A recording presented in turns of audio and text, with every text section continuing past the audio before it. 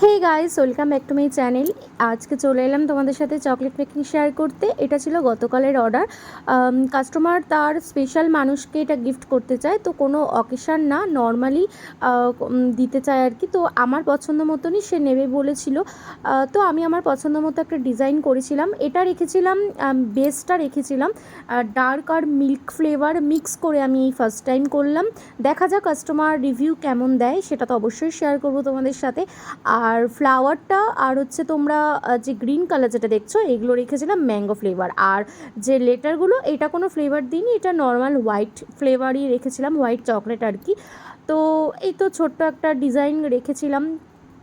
কেমন হয়েছে জানিও তোমরা ফাইনাল লুকটা।